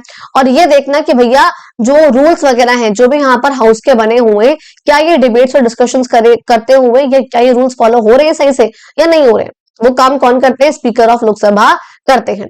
अच्छा जी, नेक्स्ट क्वेश्चन देखो, जहां पर मैं रेड लगा रही हूँ ना इन शॉर्ट क्वेश्चंस में, लॉन्ग क्वेश्चंस में, समझ जाना कि वो इंपॉर्टेंट क्वेश्चन है। अच्छा, question number 7, why was the Sengol handed? Question सारे ठीक है, लेकिन जो बहुत इंपॉर्टेंट मुझे दिख रहे हैं ना उस पर मैं जरूर लगा रही हूँ। कहते हैं why was the Sengol handed over to the on the eve of Indian independence? हमने कहा था कि 14 अगस्त 1947। अब देखो ये ना जेनजी वर्ड मैंने ऐड किया था। पता है ना, जब बर्थडे होता है किसी पर्सन का तो उसे हम हैप्पी बर्थडे बोलते हैं, और आजकल वो बहुत चल गया कि बर्थडे से एक दिन पहले वो ईव लगाते हैं, हैप्पी ईव काइंड ऑफ, इस तरीके से होता है। तो मैंने भी यहाँ पर ये करा, इंडिया की इंडिपेंडेंस कब हुई? 15 अगस्त 1947 को। उससे एक दिन पहले यानी कि उसका ईव था, ईव कब हुआ? 14 अगस्त को। उस दिन संगोल हैंडओवर क्यों करा गया था ऐसा बोला जा रहा है। हमने संगोल देख लिया था क्या होता है, वो रॉयल सिंबल काइंड ऑफ था, वो डंडी सी काइंड ऑफ, जिसके ऊपर बुल थे, नंदी महाराज थे। तो कहते हैं संगोल को हैंडओवर करा गया था बिकॉज वो बहुत पावरफुल सिंबल था बेसिकली। अब जब वो पावर का ट्रांसफर हो रहा था, हाँ, जब पावर का ट्रांसफर हो रहा था ब्रिटिशर्स के हाथों से हटकर या चोलास वगैरह उन सब के हाथों से हटकर एक गवर्नमेंट के हाथों में, उस टाइम में उसको दिखाने के लिए और आगे आने वाले रूलर्स को ये बताने के लिए कि भैया आपको धर्म का पालन करते हुए, सही का साथ देते हुए, न्याय को मानते हुए, न्याय प्रोवाइड करते हुए आपको काम करना है। इस वजह से हमने उनको वो बेसिकली वो दे दिया गया था। कहते हैं एग्जीक्यूटिव में कौन कौन होता है ना, जरा एक बार यहाँ पे समझ लो। मैंने बोला था हमारी गवर्नमेंट के बेसिकली 3 ऑर्गन्स होते हैं, लेजिस्लेचर, एग्जीक्यूटिव और जुडिशरी। हालांकि इन पॉइंट्स को मैं वन शॉट वाली वीडियो में भी बहुत अच्छे से समझा चुकी हूँ, चैप्टर में भी समझा चुकी हूँ, ठीक है, लेकिन फिर भी एक बार रिवाइज करा रही हूँ जस्ट। लेजिस्लेचर के पार्ट आपके होते हैं, आपके पता है आपको एमपीज होते हैं, आपको पता है आपके एमएलए होते हैं बेसिकली। एमपीज हुए बच्चा आपके पार्लियामेंट के लेवल पे यानी कि यूनियन लेवल पे, एमएलए आपके हुए बच्चा स्टेट लेवल पे, यानी कि आपके ये मेंबर ऑफ लेजिस्लेटिव असेंबली के मेंबर्स हैं, तो यहाँ हमारे ये एमपीएस हुए सेंट्रल लेवल पे, एमएलए हुए स्टेट लेवल पे। इनका काम होता है बेटा लॉज को बनाना, लॉ मेकिंग, ठीक है जी। एग्जीक्यूटिव होते हैं इन्हीं एमपी में से चुने हुए कुछ आपके मिनिस्टर्स सेंट्रल लेवल पे, और स्टेट लेवल पर भी इन्हीं एमएलए में से चुने गए कुछ ministers headed by the prime minister, या आपके जो काउंसिल ऑफ मिनिस्टर्स हैं ये वाले headed by the prime minister plus also the president. ये सब होते हैं बच्चा आपके एग्जीक्यूटिव का पार्ट होते हैं ये। और इन सबका मेन काम क्या होता है कि जो लेजिस्लेचर ने लॉज बनाए हैं उन लॉज को इंप्लीमेंट करने का काम होता है एग्जीक्यूटिव का। बात करूं अगर मैं जुडिशियरी की, तो जुडिशियरी का मेन यहाँ पे काम रहता है कि जो सिस्टम ऑफ कोर्ट्स है, हमारा कोर्ट का सिस्टम जो चलता है कि डिस्ट्रिक्ट कोर्ट, फिर हाई कोर्ट, फिर सुप्रीम कोर्ट, इसमें इनको न्याय प्रोवाइड करना, इनको जस्टिस प्रोवाइड करना, और अगर कोई डिस्प्यूट हो गया है तो उसको रिजोल्व करना, ये इनका काम होता है। तो अगर अब आपसे पूछ जाए कि एग्जीक्यूटिव का पार्ट कौन होता है जो कि लॉज को इन्फोर्स करते हैं, इंप्लीमेंट करते हैं, तो मैंने बोला से president, vice president, council of ministers headed by the prime minister, ये इसका पार्ट होते हैं। लेजिस्लेचर का पार्ट जो कि लॉ मेकिंग बॉडी है, लेजिस्लेटिव बॉडी है, उसका जो पार्ट है बेसिकली वो कौन होते हैं, सारे के सारे आपके member of parliament, union level पे, स्टेट लेवल पे मेंबर ऑफ लेजिस्लेटिव असेंबली, ठीक है जी। कहते हैं how does parliament uphold separation of powers, कहते हैं पार्लियामेंट में बेसिकली सेपरेशन ऑफ पावर्स को किस तरीके से फॉलो करा गया है, कैसे उसको अपहोल्ड रखते हैं, कैसे उसको रिटेन करके बना के रखते हैं, मान के रखते हैं बेसिकली। हमने यहाँ बोला है कि भाई हमें ये पता है कि पार्लियामेंट यहाँ पर लेजिस्लेचर, एग्जीक्यूटिव, जुडिशियरी, इन तीनों के बीच में separation of powers, because in तीनों की पावर्स हमने देखा बहुत सेपरेट, अलग अलग पावर्स है इनके बीच में उसको मेंटेन रखने का काम यहाँ पे पार्लियामेंट किस तरीके से करता है, ऐसे करता है। और साथ साथ वो ये भी देखता है कि कोई भी जो ब्रांच है, यानी कोई भी जिसमें से एक ऑर्गन है, वो अपनी पावर का मिसयूज ना करे, इसके लिए सेपरेशन ऑफ पावर रखना बहुत जरूरी होता है। क्वेश्चन नंबर 10, यहाँ पे देखो मुझे वैसे इसको एमसीक्यू में डालना था बट फिर मैं भूल गई तो मैंने इसको यहीं पे ऐड ऑन कर दिया था। In which house was the RTE bill first introduce, कि आरटीई बिल जो था वो कौन से हाउस में इंट्रोड्यूस हुआ था। देखो हमने कहा था 2009 में वो आ गया था, आरटीई 2009 वो आ चुका था। अच्छा, 86 अमेंडमेंट 2002 के थ्रू वो फंडामेंटल राइट बन चुका था, हमने वो भी देख लिया था। लेकिन हमने कहा कि जब ये आया था आर्टिकल के थ्रू, जब वो चीज आई थी तो उसमें कौन से हाउस में वो जो बिल था पहली बार इंट्रोड्यूस हुआ था, तो वो हुआ था राज्यसभा में। कोई एमसीक्यू में पूछना ले इसलिए मैंने यहाँ पे इसको मेंशन कर दिया था। नेक्स्ट क्वेश्चन है what is a standing committee, क्या होता है बेसिकली स्टैंडिंग कमेटी क्या होता है ना, कि पार्लियामेंट में बैठने वाली एक ऐसी कमेटी होती है, अलग अलग चीजों के ऊपर अलग अलग कमिटीज बैठती हैं। अगर कोई टॉपिक यहाँ पे चल रहा है फाइनेंस का तो उसमें एक अलग से फाइनेंस कमेटी बिठा देंगे। अब वो क्यों होती है, बेसिकली परमानेंट ग्रुप होता है वो कुछ मेंबर ऑफ पार्लियामेंट का कि हाँ जी हम लोगों ने मिलकर फाइनेंस पे कमेटी फॉर्म करी है। वो यहाँ पर जो कि पूरे ही साल यूजुअली वो लोग काम करते हैं, बिल्स को देखना, बजट्स को अप्रूव करना या पार्लियामेंट में कोई रिकमेंडेशन देना, वो काम ये लोग करते हैं। अगर बड़े हाउस मतलब हाउस में पूरे ये सब लोगों के बैठकर कोई लॉ पास नहीं करना है उनको, या कोई काम नहीं करना है, बेसिकली डिस्कशन नहीं करना है, तो उस मीटिंग में आकर उस कमिटी में बैठकर वो लोग डिस्कशन कर सकते हैं। ये वाली बात होती है यहाँ पर स्टैंडिंग कमिटी की। कहते हैं क्वेश्चन नंबर 12 में व्हाट इज अ गैजेट, क्या होता है बता रखा है मैंने, ऑफिशियल गवर्नमेंट की नोटिफिकेशन होती है जिसमें कोई भी उनको जो इन्फॉर्मेशन देनी होती है बेसिकली उसे हम बोलते हैं क्या, आपका गैजेट, पब्लिकेशन या publish in gadget kind of, because वो ऑफिशियल इन्फॉर्मेशन फिर वो हो जाती है, तभी हम बोलते हैं कि उसकी वेबसाइट पे वो चीज आ चुकी है। ये इंपॉर्टेंट है। Explain the purpose of question hour, question hour क्या होता है बता चुकी हूँ पहले भी कि जब यहाँ पे पार्लियामेंट की मीटिंग्स होती है उसमें स्टार्टिंग का जो 1 घंटा होता है वो ऐसा टाइम होता है जब जो एमपीज होते हैं यानी कि लेजिस्लेचर के जो लोग हैं वो जो है मिनिस्टर से, जो कि यानी कि एग्जीक्यूटिव के लोग हैं, इनसे जो है कुछ क्वेश्चंस पूछते हैं, क्योंकि ये मिनिस्टर जो है वो एक्चुअल में काम कर रहे हैं, वो इंप्लीमेंट कर रहे हैं उन लॉज को जो कि इन सारे ही एमपी ने मिलकर बनाया है। तो वो अब इनसे क्वेश्चन पूछते हैं कि भाई आपने कौन सा लॉ इंप्लीमेंट करा, आपने क्या काम करा, उस टाइम पे आप गए थे, आपने किस तरीके से आपने जो आपको बजट दिया गया था, जो आपको काम दिया गया था, आपको बजट जो आपको पैसे दिए गए थे अप्रूव करा गया था, आपने कहाँ खर्चा करा उसका, उस तरीके से। तो कहते हैं इसका पर्पस यहाँ पे बहुत सही होता है कि एग्जीक्यूटिव को अकाउंटेबल रखने का काम करता है ये, लेकिन जवाबदेही रहे वो एग्जीक्यूटिव। इसमें क्या होता है एमपीज जो होते हैं वो मिनिस्टर से क्वेश्चंस पूछते हैं पॉलिसीज के ऊपर, बजट्स के ऊपर, एक्शंस के ऊपर, उनके डिसीजंस के ऊपर, जिससे वो लोग अकाउंटेबल बने रहते हैं। क्वेश्चन नंबर 14 जो है आपसे देखो यहाँ पे कहा गया है what is the role of prime minister. ये भी इंपॉर्टेंट है, प्राइम मिनिस्टर और काउंसिल ऑफ मिनिस्टर्स का रोल क्या होता है बेसिकली। मैंने बोला ये जो दोनों होते हैं वो एग्जीक्यूटिव का पार्ट होते हैं, आपको पता है ये चीज, ठीक है। और लेजिस्लेचर में सबसे पहले यही लोग होते हैं। तो लेजिस्लेचर में कुछ लोग ऐसे होते हैं जो कि एग्जीक्यूटिव का पार्ट भी होते हैं, ये हमने पहले भी पढ़ा हुआ है, अब भी मैंने चीज आपको समझा दी है। बिकॉज लेजिस्लेचर में सारे ही एमपीज बैठते हैं और इन्हीं एमपीज में से कुछ लोग होते हैं जो कि लीडर होता है बेसिकली, वो आपका पीएम बन के निकलते हैं और पीएम बनते ही वो एग्जीक्यूटिव का पार्ट हो जाते हैं। और ये पीएम और प्रेसिडेंट दोनों ही मिलकर इनमें से कुछ एमपीज को आपके जो है मिनिस्टर्स यानी कि काउंसिल ऑफ मिनिस्टर्स अपॉइंट कर देते हैं। आपके फाइनेंस मिनिस्टर, आपके डिफेंस मिनिस्टर, अलग अलग प्रकार के मिनिस्टर्स बन जाते हैं। अब कहा गया है कि इनका रोल क्या है बेसिकली, लॉस को इम्प्लीमेंट करना, लॉस को लागू करना, गवर्नमेंट को जो है सही तरीके से चलाना और कॉन्स्टिट्यूशन यानी कि और उसके लॉस के बेसिस पर डे टू डे की फंक्शनिंग करना, डे टू डे के काम करना, उस काम को करते हुए सरकार को चलाना, ये इनका मेन काम होता है। क्वेश्चन नंबर 15 पे आएंगे, what is financial accountability in parliament. Parliament में फाइनेंशियल अकाउंटेबिलिटी यानी कि पैसों को लेकर अकाउंटेबिलिटी क्या होती है, जो अभी हमने ऊपर मैंने आपको बताई थी क्वेश्चन आर में, जब मैंने ये कहा था कि जो पार्लियामेंट है यानी कि जो लेजिस्लेचर है यानी कि जो एमपीज है, ये जो है गवर्नमेंट पे, गवर्नमेंट यानी कि कौन, एग्जीक्यूटिव वाला पार्ट, एग्जीक्यूटिव वाला पार्ट यानी कि कौन, PM, council of ministers, president, ये सब इसके अंदर आते हैं। तो कहते हैं कि फाइनेंशियल अकाउंटेबिलिटी का मतलब क्या होता है कि जो पार्लियामेंट है वो इस गवर्नमेंट पे यानी कि प्राइम मिनिस्टर वगैरह पे ध्यान रखते हैं कि आखिर जो इनको बजट के पैसे दिए गए थे उन्हें बजट के पैसे कहाँ खर्च करे, कैसे खर्च करे, क्या करा, किस तरीके से मिनिस्ट्रीज में फंड्स को डिस्ट्रीब्यूट करा गया है, सब पे ध्यान रखता है कौन, पार्लियामेंट रखता है। रखते हैं कौन, रखते हैं पार्लियामेंट में बैठे हुए एमपी हो सकते हैं। किस पे रखते हैं, मिनिस्टर्स पे रखते हैं यानी कि एग्जीक्यूटिव पे रखते हैं, लेजिस्लेचर।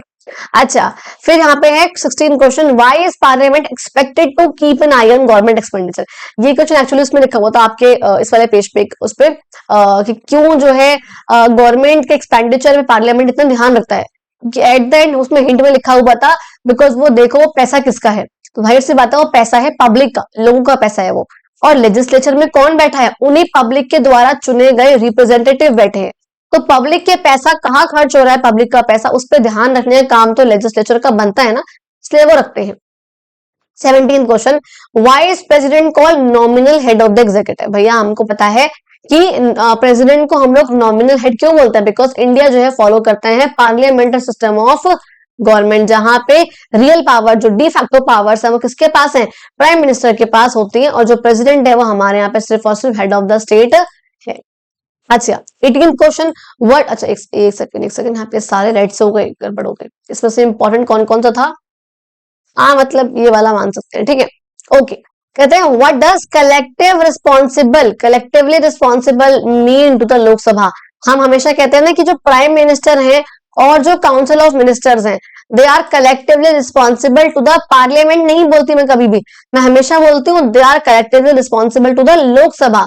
क्यों, क्योंकि ये कहां से आए, एट द एंड, सबसे स्टार्टिंग में यही लोग थे जो एमपीज का पार्ट थे, एमपी का पार्ट थे ना, मेंबर ऑफ पार्लियामेंट थे वो, तो इसका जो लीडर रहा वो पीएम बन गए, और पीएम और प्रेसिडेंट दोनों ने मिलकर इन्हीं में से कुछ लोगों को फॉर्म यानी कि काउंसिल ऑफ मिनिस्टर्स इलेक्ट करा दिया, ठीक है।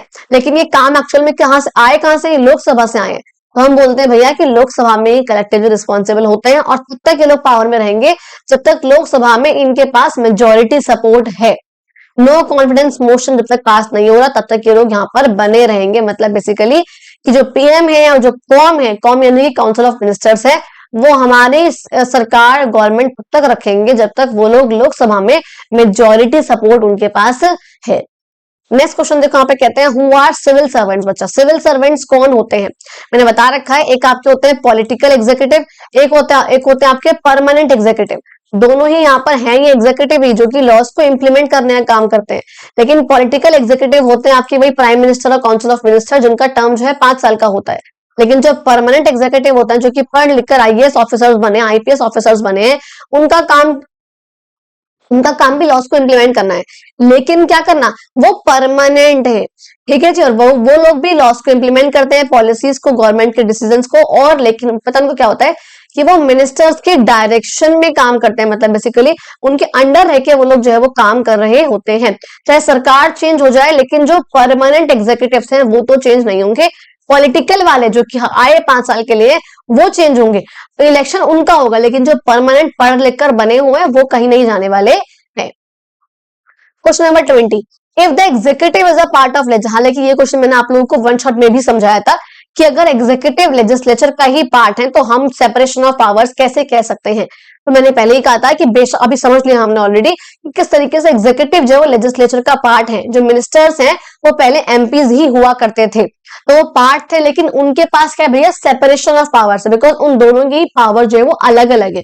एमपीज की पावर यानी कि लेजिस्लेचर की पावर्स और लॉस को बनाने की, और एग्जीक्यूटिव की पावर्स है उन लॉस को इंप्लीमेंट करने की। दोनों की ही जो पावर्स है उनके फंक्शन जो है वो अलग अलग होते हैं, इसलिए हम लोग ये वाली बात कह देते हैं। अच्छा, नेक्स्ट यहाँ पे कह रहे हैं what do you mean by system of checks and balances, कि चेक्स एंड बैलेंसेस के सिस्टम से आपका क्या मतलब है। तो हमने कहा था कि ये वो मैकेनिज्म है बेसिकली जिसमें क्या होता है कि लेजिस्लेचर, एग्जीक्यूटिव और जुडिशरी ये सब एक दूसरे की पावर्स पे नजर रखते हैं, एक दूसरे पे ध्यान रखते हैं, ताकि कोई भी ऑर्गन अपनी पावर का मिसयूज ना कर सके, बहुत ज्यादा पावरफुल ना हो सके। इसलिए इस सिस्टम को हम लोग क्या बोलते हैं, आपका सिस्टम ऑफ चेक रखना और बैलेंस रखना, अपनी पावर्स को, एक दूसरे की पावर्स पे ध्यान रखना, इसे हम बोलते हैं system of checks and balances. आपने यहाँ पे 2 पॉइंट पढ़े, एक होता है सेपरेशन ऑफ पावर्स और एक होता है checks and balances. Separation of power का सिंपल सा मतलब है जो गवर्नमेंट के तीनों ही ऑर्गन्स है, लेजिस्लेचर, एग्जीक्यूटिव, जुडिशरी, इन तीनों की पावर्स बहुत अलग अलग है, और इसी में आता है और चेक्स एंड बैलेंसेस की पावर अलग अलग होने के बावजूद भी ये तीनों एक दूसरे पे अलग अलग मैकेनिज्म के थ्रू, अलग अलग मेथड के थ्रू ध्यान रखते हैं, चेक रखते हैं, ताकि कोई एक ऑर्गन बहुत ज्यादा पावरफुल ना हो सके या अपनी पावर का मिसयूज ना कर सके। इसे हम लोग बोलते हैं क्या, system of checks and balances. ठीक है जी। Question number 22, how are the legislative और executive functions at the state level similar to those of at the union level. अब देखो इसमें कुछ भी नहीं, आप पढ़ के भी समझ सकते हो, सिंपल मैंने आपको, आप लोग कंफ्यूज ना हो जाओ इसलिए मैंने लेजिस्लेटिव और एग्जीक्यूटिव फंक्शंस स्टेट लेवल के अलग बताए थे आपको और यूनियन के अलग बताए। हमने कहा था जिस तरीके से यूनियन गवर्नमेंट के पास पार्लियामेंट होता है उस तरीके से हर एक स्टेट में क्या होती है, स्टेट लेजिस्लेटिव असेंबली होती है। अच्छा जी, जिस तरीके से यूनियन गवर्नमेंट में यहाँ पे जो गवर्नमेंट होती है बेसिकली जो आपके पार्लियामेंट है, मतलब बेसिकली पार्लियामेंट के अंदर आपके लेजिस्लेटिव फंक्शंस भी होते हैं, एग्जीक्यूटिव फंक्शंस भी होते हैं।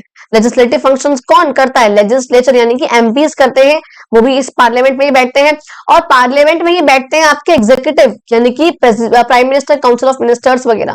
तो क्या हमने कहा जिस तरीके से एमपीज होते हैं वहां पे, उस तरीके से यहाँ पे एमएलएज होते हैं। आप सेंटर पे एमपी लॉ बना रहे हैं, स्टेट पे एमएलए लॉ बना रहे हैं। सेंटर पे हेड कौन है, कॉन्स्टिट्यूशनल हेड, नॉमिनल हेड वो आपका है प्रेसिडेंट, और स्टेट पे वही हेड कौन है, वो है गवर्नर।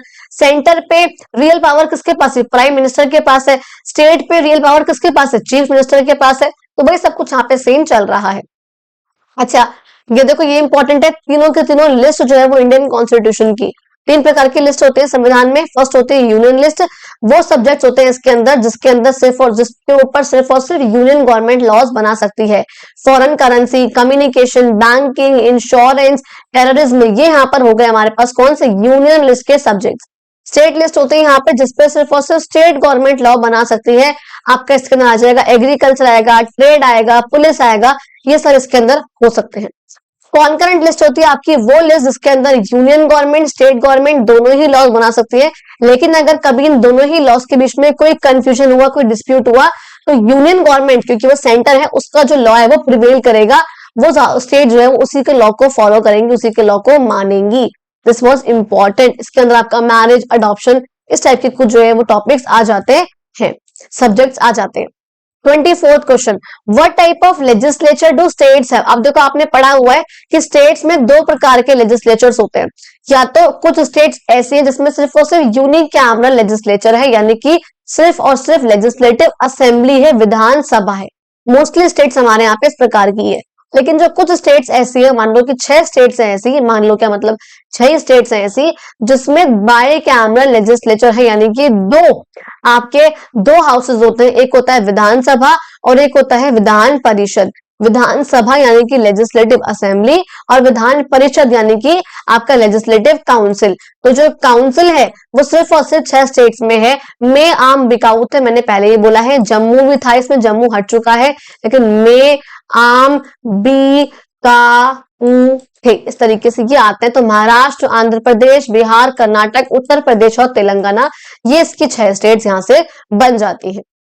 अच्छा जी, 25th यहाँ पे क्वेश्चन आता है, what challenges affect the functioning of the legislature. मतलब बेसिकली जो लास्ट आपका पॉइंट आते हैं बाद वाले, कि आखिर क्या दिक्कत आती है, किस वजह से जो है पार्लियामेंट सही से काम नहीं कर पाता है, क्या दिक्कत होती है। तो हमने देखा हुआ है कि मेंबर जो बार बार उसके अंदर से एब्सेंट हो जाते हैं, जो उनका नॉन कोऑपरेटिव बिहेवियर होता है, कभी कोऑपरेट नहीं करते हैं, बार बार बेफालतू उठ के लड़ाई करने लग जाना, ये पुअर क्वालिटी की डिबेट्स रखना, और बार बार क्वेश्चन आवर के बीच में डिसरप्शन होना, उन सब की वजह से क्या होता है, प्रोडक्टिविटी जो होती है वो कम हो जाती है, और डिसीजंस लेने में, लॉ बनाने में काफी डिले हो जाता है, काफी देरी हो जाती है, एंड इस वजह से ये जो है लेजिस्लेचर की फंक्शनिंग में प्रॉब्लम्स आती हैं।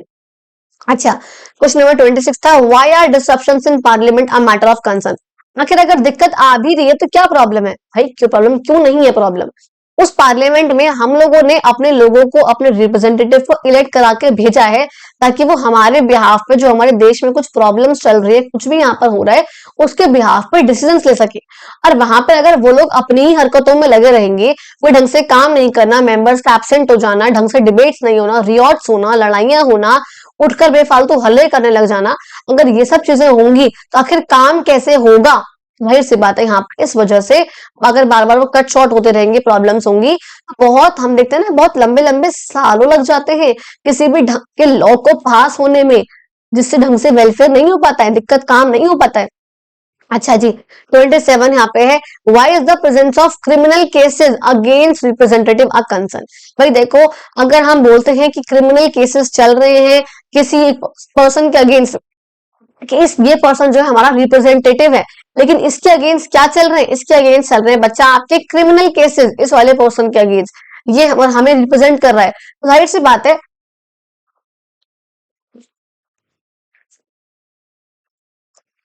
अगर वो हमारा रिप्रेजेंटेटिव है और अगर उसी के अगेंस्ट केस चल रहा है, तो वो कैसा रिप्रेजेंटेटिव है।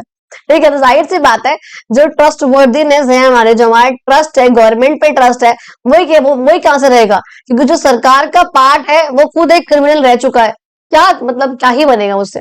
और कहते हैं लास्ट क्वेश्चन में कि सिटीजन्स को हम कैसे हेल्प कर सकते हैं, कि जो लेजिस्लेचर में जो प्रॉब्लम हो रही है यहाँ पर, उन सबको वो ठीक कर सके, या वो उस चीज से ओवरकम कर सके, उन चैलेंजेस से।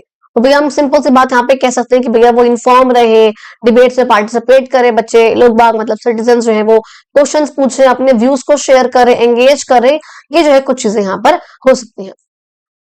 ठीक है जी, now very important question, differentiation between old parliament building versus new parliament building. हमने देखा है जो ओल्ड वाली पार्लियामेंट की बिल्डिंग थी वो गोल थी शेप में, मैंने दिखाया था, और न्यू वाली का हमने देखा सॉफ्ट ट्रायंगल है, 3 साइड्स वगैरह है। अच्छा, ये वो बिल्डिंग थी जो कि काफी पुराना डिजाइन है उसका, और ब्रिटिश के टाइम पर बनाई गई है। ये यहाँ पर आज का मॉडर्न इंडिया है, जिसमें बैलेंस, इंक्लूसिविटी और पर्पस, इन तीनों ही चीजों को हाईलाइट करा गया है। ग्रीन कंस्ट्रक्शन का या एनर्जी का, क्लीन एनर्जी का कोई ध्यान नहीं रखा गया, इसमें यहाँ पर रखा गया है, 30% से वो कम करा गया। हमने कहा था इंटीरियर जो अंदर का पार्ट है उसमें काफी स्पेस है और काफी पुराने रूप से फैसिलिटीज वगैरह है। इसमें क्या है, जो इंटीरियर से हमने देखा था वो पिकॉक से या हर एक चीज से डेकोरेटेड थे काफी, इवन इसमें जो है अशोका का एम्बलम भी हुआ करता। कहते did not include any modern energy saving features. भाई हमने बोला ऑलरेडी कि उसमें कोई भी इस प्रकार का कोई पुरानी कोई बहुत बढ़िया टेक्नोलॉजी काइंड ऑफ चीजें, वो सब चीजें उस टाइम पे नहीं हुआ करती थी, लेकिन अब जो है वो चीजें हैं, तो हमने ये चीज यहाँ पर मेंशन कर दी। ये 3 यहाँ पे ज्यादा इंपॉर्टेंट है, उनको जरूर याद रखना, बाकी 2 तब भी नॉर्मल है, ये वाला भी ठीक है पॉइंट, ये वाला ओके ओके। अच्छा, नेक्स्ट देखो क्वेश्चन यहाँ पे आता है, नॉट वेरी इंपॉर्टेंट लेकिन ठीक है, आपको बताना है हिस्टोरिकल और सिंबॉलिक इंपॉर्टेंस संगोल की, कि जो यहाँ पर संगोल था वो उसको उसका क्या इंपॉर्टेंस है बेसिकली। तो हमने कहा संगोल जो कि गोल्ड प्लेटेड उस परत लगी हुई है, सिल्वर का है वैसे, लेकिन उस पर गोल्ड सोने की परत है, परत बोलते हैं ना, पता नहीं परत ही बोलते हैं, सोने की परत है उसके ऊपर वो चढ़ाई हुई है। ठीक है, तो फिर कहते हैं उसको जो है हैंड ओवर करा गया था ईव ऑफ इंडिपेंडेंस, यानी कि 14 अगस्त को जवाहरलाल नेहरू को पावर ट्रांसफर करते हुए। हमने कहा कि इसको इंस्पिरेशन मिली है चोला ट्रेडिशन से, चेरास पांड्यास, जहां पे जो भी ये सेप्टर्स वगैरह होते हैं कि जब भी यहाँ पे कोई नया रूलर आता है, उन रूलर्स को हम इसको हैंड ओवर कर देते हैं कि ये बताने के लिए कि अब तुमको सही तरीके से, सही रूप से न्याय देते हुए काम करना है। और आज की बात करूं अगर टुडे, आज की बात करूं अगर, तो यहाँ पे स्पीकर की चेयर के पास, जो कि लोकसभा में बैठता है ना, उसकी चेयर के पास यहाँ पर ये रखी हुई है बेसिकली, जिसमें हमने देखा है कि नंदी जो है वो ऊपर है बिल्कुल, ठीक है, नंदी जो कि जस्टिस को भी दिखाते हैं, हमने ये चीज पहले पढ़ी हुई है चैप्टर के दौरान में। तो बेसिकली वहां पर ये रखी हुई है, not very important. Third question आएगा, explain the role and composition of union executive. चीख चीख के बता चुकी हूँ एग्जीक्यूटिव का पार्ट कौन कौन है, हमने बोला हुआ है कि बेसिकली अगर रोल की बात करूं कि फंक्शन क्या एग्जीक्यूटिव का, तो हमने बोला है कि जो भी लॉज वगैरह लेजिस्लेचर के द्वारा बनाए जाते हैं, पार्लियामेंट के द्वारा बनाए जाते हैं, पार्लियामेंट को ही हम लोग लेजिस्लेचर बोलते हैं, प्लीज रिमेंबर। और अगर स्टेट लेजिस्लेचर की बात करूंगी तो वो होंगी स्टेट लेजिस्लेटिव की असेंबली, डोंट गेट कंफ्यूज। कहते हैं कि जो लॉज बनाए जाते हैं पार्लियामेंट के द्वारा, लेजिस्लेचर के द्वारा, इन लॉज को इंप्लीमेंट करने का काम कौन करते हैं, एग्जीक्यूटिव करते हैं, तो ये इनका फंक्शन हुआ। अब अगर बात करूं कॉम्पोजिशन की, कौन कौन होते हैं इसके अंदर, तो president, vice president, council of ministers headed by the prime minister. और ये भी मैंने बोला हुआ है कि जो काउंसिल ऑफ मिनिस्टर्स होते हैं, इसलिए यहाँ पे इसको स्टार लगा के भी याद रखना कि जो काउंसिल ऑफ मिनिस्टर्स होते हैं वो दोनों ही हाउसेस के जो एमपीज होते हैं उनसे इनका इलेक्शन जो है वो होता है, दोनों ही हाउसेस के, याद रखना, दोनों ही हाउसेस के जो एमपीज होते हैं उनसे आपके काउंसिल ऑफ मिनिस्टर्स बनते हैं, और जो कि कलेक्टिवली रिस्पॉन्सिबल होते हैं टू द लोकसभा। दोनों हाउसेस से बनते बेशक है, लेकिन रिस्पॉन्सिबल जो है सिर्फ और सिर्फ लोकसभा के लिए होते हैं। रिमेंबर दिस पॉइंट, ये जो स्पेसिफिक पॉइंट यहाँ पर था ना, इस वाले पॉइंट का जरूर याद रखना, तो ये यहाँ पे तुम लोगों के भूलने के बहुत चांसेस रहेंगे। ये बहुत इंपॉर्टेंट है। Right the process of making making a law, ये हमने पहले ही पढ़ा हुआ है हालांकि, कि लॉ बनता कैसे है, तो हमने देखा हुआ है पहले एक बिल ड्राफ्ट होता है, अब वो बिल यानी कि proposed law, basically proposed law होता है बेसिकली। इस बिल को कोई भी लेके आ सकता है, चाहे तो वो बिल आएगा आपका, हमने कहा ना कि कोई गवर्नमेंट का मेंबर ला सकता है, यानी कि कोई मिनिस्टर ला सकता है, और या फिर कोई नॉर्मल मेंबर ऑफ पार्लियामेंट भी ला सकता है इस बिल को। अच्छा, जब ये बिल आ जाएगा तो हम कहते हैं ये बिल दोनों में से किसी भी हाउस में आ सकता है, ऐसा कुछ नहीं है कि बिल जो है सिर्फ और सिर्फ लोकसभा में ही आएगा या फिर सिर्फ और सिर्फ राज्यसभा में आएगा। ये जो था केस था वो स्पेशली किसके लिए था, मनी बिल के लिए था, कि भैया मनी बिल जो होगा वो सिर्फ और सिर्फ लोकसभा में आएगा। अच्छा, फिर जिस भी हाउस में वो बिल आएगा उसके ऊपर जाहिर सी बात है जो मेंबर्स होंगे पार्लियामेंट के, वो उस बिल को पढ़ेंगे, उसका डिस्कशन करेंगे, और फिर अगर उनको लगेगा स्क्रूटिनी का मतलब क्या होता है, जो कि बहुत डिटेल में क्लॉज बाय क्लॉज उसको रीड करे, उस पर डिस्कशन करे, तो वहां पर जो है उसके लिए स्टैंडिंग कमेटी के पास भी जा सकता है। हमने कहा था स्टैंडिंग कमेटी परमानेंट कमेटी होती है, जो कि किसी भी चीज को अगर वो हाउस में पूरे में डिस्कशन नहीं होना है तो वो उसके पास वहां बैठकर वो लोग जो है कमेटी का जो पार्ट है वो लोग उस पर डिस्कशन जरूर करेंगे, क्लॉज बाय क्लॉज, बहुत ध्यान से, केयरफुली। और उसके बाद अगर उनको लगेगा तो वो कोई रिविजन अगर उनको लग रही है, कोई इंप्रूवमेंट लग रहा है, कोई एडिशन है, कोई सब्ट्रैक्शन है बिल का, तो वो करेंगे। फिर दोनों ही हाउसेस में वो बिल जो है वो वोट होगा उसका। अगर दोनों हाउस में वो बिल जो है पास हो जाता है तो पास होने के बाद जाएगा भैया वो प्रेसिडेंट के साइन के लिए। अगर प्रेसिडेंट के साइन भी हो जाते हैं तो वो जो लॉ, जो आपका बिल होगा, फाइनली एक्ट बन जाएगा, लॉ बन जाएगा पूरे ही देश के लिए। अब ये बहुत इंपॉर्टेंट है, आपका मनी बिल के ऊपर पूरा एक शॉर्ट नोट लिखने के लिए आ रहा है। आप कहते हैं मनी बिल के ऊपर नोट लिखने की बात करते हैं, तो हमने बोला है मनी बिल एक अलग प्रकार का बिल होता है जो पैसों की मैटर्स हैं, जो फाइनेंशियल मैटर्स हैं, टैक्सेस है, बजट है, गवर्नमेंट की स्पेंडिंग है, गवर्नमेंट कितना ले रही है, बोरो कर रही है, इन सब मैटर्स में जो है ये डील करता है। कहते हैं ये जो बिल होता है इसमें हमने देखा है लोकसभा के पास पावर ज्यादा होती है। इवन हमने देखा है कि प्रायर अप्रूवल, यानी कि जब ये बिल इंट्रोड्यूस होगा लोकसभा में इंट्रोड्यूस होने से पहले भी ये बिल जो है पहले प्रेसिडेंट के पास जाएगा कि आप देख लो और फिर बता दो कि हम इसको कल या परसों लोकसभा में टेबल कर देंगे, तो ये चीज पहले होती है। फिर उसके बाद हमने कहा लोकसभा में जब ये बिल पास हो जाएगा उसके बाद जाएगा ये राज्यसभा के पास। अगर राज्यसभा के पास इसमें कोई भी खास पावर नहीं है, वो चाहे तो इस बिल को पास करे या चाहे वो बिल को पास ना करे, लोकसभा को इस बात से कोई फर्क नहीं पड़ता। अगर राज्यसभा कोई सजेशन भी दे रही है कि आप इसमें ये चेंज कर दो या ये कम कर दो या ज्यादा कर दो, लोकसभा के पास आया, उसने देखा अच्छा ये बोला है, अरे चल मेरे को नहीं करना, हटाओ, ठीक है हमारा बिल जो हमने पास करा है वही ठीक है, तो वो चाहे तो उसको एक्सेप्ट करे, उसके रिकमेंडेशंस को, उसके अमेंडमेंट्स को, या चाहे वो ना करे, वो उनके ऊपर मर्जी मैटर करता है। लेकिन राज्यसभा ज्यादा से ज्यादा इस बिल को 14 डेज के लिए डिले करा सकती है। That was not a part of your book, but मैं एक्स्ट्रा बता रही हूँ कि 14 डेज के लिए बस राज्यसभा उस मनी बिल को लेट करा सकती है, उससे ज्यादा वो कुछ नहीं कर सकती है। उसके बाद जो बिल होगा वो लोकसभा सीधे ही जो है प्रेसिडेंट के पास भेजेगा और वो बिल साइन हो जाएगा। ठीक है जी। अच्छा, नेक्स्ट यहाँ पे जो क्वेश्चन आएगा, explain the role of president in the executive. आखिर प्रेसिडेंट के क्या क्या फंक्शंस होते हैं, क्या रोल होते हैं। तो पहले ही बता चुकी हूँ कि जो प्रेसिडेंट होते हैं वो स्टेट का हेड होते हैं, नॉमिनल हेड होते हैं एग्जीक्यूटिव का, लेकिन जो एक्चुअल में सरकार कौन चलाते हैं, पीएम और कॉम चलाते हैं। प्रेसिडेंट के यहाँ पे फंक्शंस देखो यहाँ पर लिखे हुए, इसको जरा याद रखना कि प्रेसिडेंट के फंक्शंस क्या होते हैं। Appoints the prime minister, prime minister को अपॉइंट करना, पार्लियामेंट की मीटिंग्स को संबोधन करना कि कब जो है मीटिंग होनी है, कब किस टाइम पर होनी है, उसको बुलाना, बेसिकली वो काम होता है प्रेसिडेंट का, और बिल्स पे साइन करने का काम होता है प्रेसिडेंट का। ये तीन तो भैया जो है मेन काम होते हैं हमारे प्रेसिडेंट के। अच्छा, अब इसमें भी क्या होता है, समटाइम्स आज भी पता है ये चीज होती है, ये चीज आज भी कहते हैं कि जो प्राइम मिनिस्टर हैं और जो काउंसिल ऑफ मिनिस्टर्स हैं यही एडवाइस करते हैं प्रेसिडेंट को कोई भी काम करने के लिए।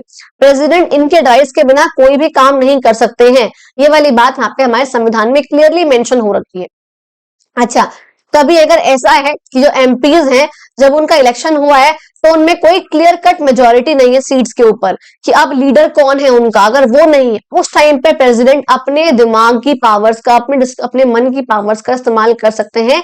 अगर मेजोरिटी नहीं है उस टाइम पे, अब जो है पीएम किसको बनाना है उसमें प्रेसिडेंट अपने अकॉर्डिंग सिलेक्शन कर सकते हैं। ठीक है जी। अच्छा, कहते हैं फंक्शंस की बात करनी है, प्राइम मिनिस्टर के फंक्शंस कौन कौन से होते हैं ये भी इंपॉर्टेंट है। तो पीएम के फंक्शंस कौन कौन से होते हैं भैया बता चुकी हूँ कि डी फैक्टो एग्जीक्यूटिव अथॉरिटी है, मेन पावर होती है, अपॉइंट करते हैं प्रेसिडेंट के द्वारा अपॉइंट होते हैं ये, इनका सपोर्ट होता है मेजोरिटी का लोकसभा में, ये सब चीज ऑलरेडी देख चुके हैं। अब इनके काम क्या है भैया, जाहिर सी बात है बोल चुकी हूँ, कॉम को लीड करने का काम कौन करते हैं, पीएम करते हैं। अलग अलग मिनिस्ट्रीज के काम को कोऑर्डिनेशन बिठाना, उनका कोऑर्डिनेट करना वो काम करते हैं। प्रेसिडेंट को एडवाइस करने का काम करते हैं।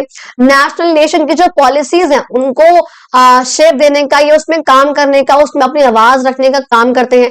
अलग अलग देश में जाना, अपने देश को रिप्रेजेंट करने का काम करते हैं। बहुत सारे काम जो बेसिकली इनके होते हैं। अगर बात करूं नेक्स्ट क्वेश्चन की, explain the differences between legislature and executive based on their composition, roles and function. I hope आपको ऐसी चीज अब तक बता चुकी हूँ, समझ में भी आ चुकी है, शॉर्ट क्वेश्चंस में कई बार देख चुके हैं, तो आप लोग इसे खुद भी समझ सकते हो कि हाँ लेजिस्लेचर का काम क्या होता है, इसमें कौन कौन होते हैं, प्रेसिडेंट होते हैं, लोकसभा राज्यसभा होते हैं, इनका मेन काम होता है लॉज बनाना, और एग्जीक्यूटिव के कामों पे ध्यान रखना। ये चीज हो गई यहाँ पे। एग्जीक्यूटिव में यहाँ पे कौन है, प्रेसिडेंट है, वाइस प्रेसिडेंट, पीएम, कॉम होते हैं, और जो लेजिस्लेचर ने लॉज बनाए हैं उन पे ध्यान रखने का काम होता है, उनको लागू करने का काम किसका होता है, एग्जीक्यूटिव का होता है। नेक्स्ट क्वेश्चन देखो, कहते हैं रोल ऑफ जुडिशरी का रोल क्या होता है चेक्स एंड बैलेंसेस को मेंटेन रखने में। पहले भी जिक्र कर चुकी हूँ, जुडिशियरी यानी कि जो कोर्ट का सिस्टम है वो किस तरीके से चेक्स एंड बैलेंसेस को मेंटेन रखते हैं, कि जब भी लेजिस्लेचर कोई भी लॉ पास करते हैं तो क्या वो लॉ वैल्यू कोई कॉन्स्टिट्यूशन को यानी कि संविधान को वायलेट तो नहीं कर रहे, किसी भी चीज में उसका उल्लंघन तो नहीं कर रहे, क्या वो लॉ वैलिड है या नहीं, वो ध्यान रखना। प्लस जो एग्जीक्यूटिव जब उन लॉज का पालन कर रहा है, जब उसको एग्जीक्यूट कर रहे हैं उस टाइम पे तो वो कोई ऐसा काम नहीं कर रहे हैं जो कि कॉन्स्टिट्यूशन को के अगेंस्ट है, उस तरीके से वो क्या करते हैं, इनका ध्यान रखते हैं। और ये भी देखते हैं कि भैया कभी भी ऐसा ना हो कि तीनों में से ये जो ऑर्गन्स हैं बेसिकली वो मिसयूज करें अपनी पावर्स का, या एक ऑर्गन जो है वो ज्यादा पावरफुल हो जाए। 1 घंटा होने वाला है, मैं चाह रही हूँ उससे पहले खत्म हो जाए वीडियो, ताकि 1 घंटा ना हो जाए एक्स्ट्रा। ओके, क्वेश्चन नंबर 10 आएगा, discuss the parallel structure of union and the state government. ये बहुत इंटरेस्टिंग सा है कि यूनियन गवर्नमेंट और स्टेट गवर्नमेंट का स्ट्रक्चर समझना। एक बार आपको ये चीज पता है वैसे कि इंडिया में देखो क्या है भैया, यूनियन लेवल है आपका एंड आपका स्टेट लेवल है। यूनियन लेवल पे हमने देखा है कि जो प्रेसिडेंट है वो कॉन्स्टिट्यूशनल हेड है, नॉमिनल हेड है। यहाँ पे कौन, प्रेसिडेंट, और यहाँ पे कौन है, वो है गवर्नर। यहाँ पे कौन है, आपको आगे दिखेगा कहाँ है, स्टेट लेवल पे कौन है, वो है गवर्नर। और इस गवर्नर को अपॉइंट भी कौन करते हैं, इनको प्रेसिडेंट ही करते हैं, इनका कोई इलेक्शन नहीं होता है। कहते हैं दोनों ही लेवल्स पे नॉमिनल हेड है, लेकिन एक डी फैक्टो यानी कि एक रियल एग्जीक्यूटिव की पावर भी है। वो कौन है, सेंटर पे यूनियन में कौन है, वो प्राइम मिनिस्टर है, और स्टेट पे कौन है, वो चीफ मिनिस्टर है।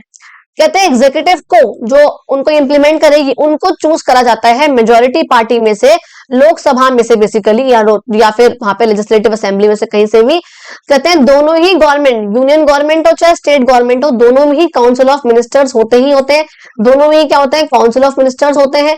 यहाँ पे हम बोलेंगे council of ministers headed by the chief minister state level पे, और यहाँ हम बोलेंगे council of ministers headed by the prime minister यहाँ पर सेंट्रल लेवल पे। यहाँ पे जो ये जो दोनों है ये कलेक्टिवली रिस्पॉन्सिबल है लोकसभा के लिए। यहाँ पे ये दोनों जो है वो कलेक्टिवली रिस्पॉन्सिबल है किसके लिए, आपके विधानसभा यानी कि लेजिस्लेटिव असेंबली के लिए। जो लेजिस्लेचर है हमारा यूनियन का वो बाई कैमरल, हमको पता है उसमें 2 हाउसेस हैं, लोकसभा राज्यसभा। लेकिन जो स्टेट है वो या तो यूनिक कैमरल भी हो सकती है और वो बाई कैमरल भी हो सकती है। मनी बिल होता है वो सिर्फ और सिर्फ लोकसभा में ओरिजिनेट होता है। इस पॉइंट को यहाँ पे मेंशन करने की एज सच नीड नहीं है। समझ में आ गया जी। एंड आई होप आप लोगों को ये वीडियो अच्छी लगी हो, आई होप आप लोगों को समझ में आ गया हो। थैंक यू सो मच, मिलते हैं हम लोग अपनी अगली वीडियो में।